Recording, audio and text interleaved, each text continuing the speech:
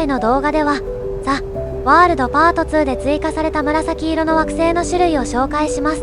紫色惑星はアルファベット X と Y で判別できます。新しい基地を建設するために多種多様な惑星を巡りましたが、残念ながら全ての紫色惑星を訪れたわけではありません。この動画が皆様の基地建築の参考になれば幸いです。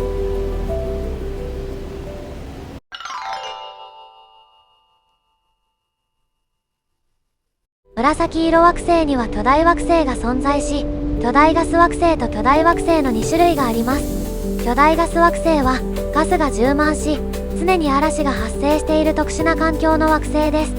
巨大惑星は従来の惑星が巨大化したもので、衛星にはガス惑星と同様で新旧の惑星が混在しています。巨大惑星の見つけ方はギャラクシーマップで惑星を選んだ際の惑星の配列を確認することです。惑星群が大きければ巨大惑星である可能性が高く、通常の惑星が巨大化しているのが特徴です。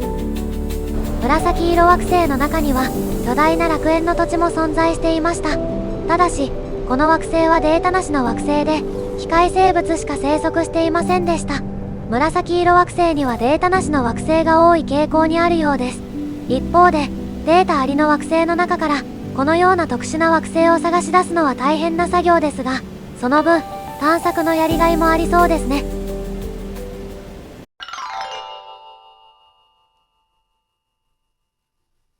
海洋惑星の主要鉱物はリチウムで、環境は常に塩海の嵐に覆われています。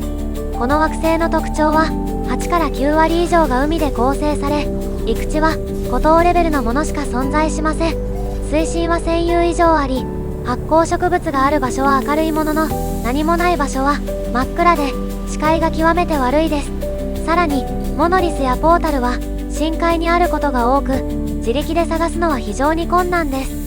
ポータルを探す場合は別の惑星からポータルを利用した方が効率的でしょう。私が探し出せた海洋惑星の分類は以下の通りです。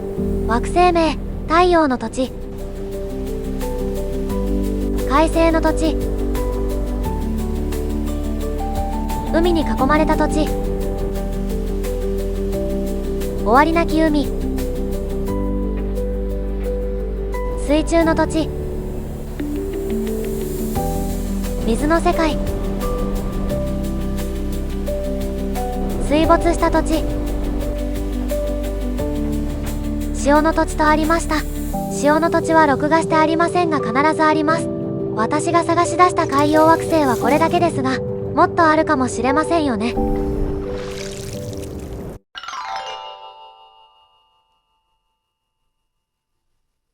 遺跡のある惑星は当初荒廃した土地のみに存在するものだと勘違いしていました。しかし探せば探すほど多数の惑星が存在していることが判明しました。放棄された楽園、放棄されたとあるので環境が悪く思われがちですが、楽園とあるのでそれなりにいい環境であります。基地を建築するには間違いなく第一候補と呼べる惑星であることは間違いありません。放棄されたるつぼ、この星の固有植物はソラニウムです。ご存知の通り高温の惑星です。従来の土地で放棄された土地は存在していました。主に錆びた金属のある惑星でしたが、紫色惑星の放棄された土地は固有植物で分かれております。私が確認したのはフロストクリスタルがある放棄された土地、サボテン果肉がある放棄された土地、心筋カビがある放棄された土地です。他も放棄された土地なんだろうと思うけど、なぜソラニウムだけがウツボなのか見当がつきません。朽ち果てた遺跡、この惑星はたまに見つかる程度の惑星です。遺跡に名が付いた惑星は私が知る限りこの惑星だけでした。気候は荒廃した大気です。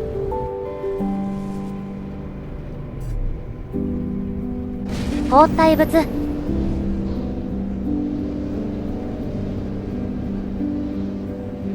変異中の異物、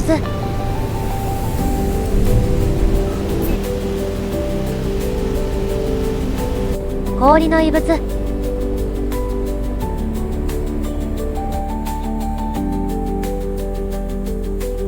生物。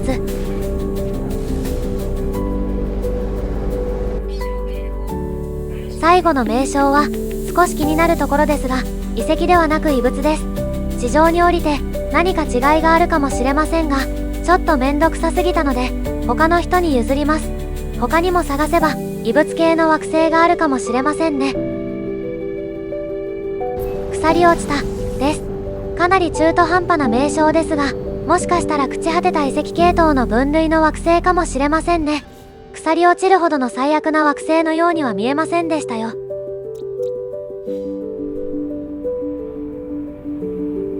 糖質、当初見つけた時は目を疑いました。これの分類はわかりませんが、固有植物がソラニウムだったので、他にも同じような固有植物にちなんだ惑星があるのかもしれません。荒廃した乾燥平原地帯、荒廃した土地とよく似た惑星です。土地の名称なら一番まともかもしれません。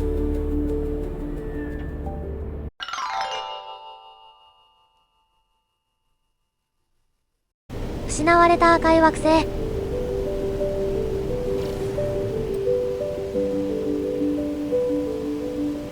失われた青い惑星。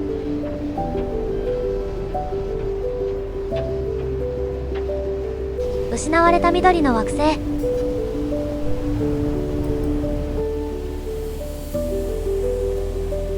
失われた青い月。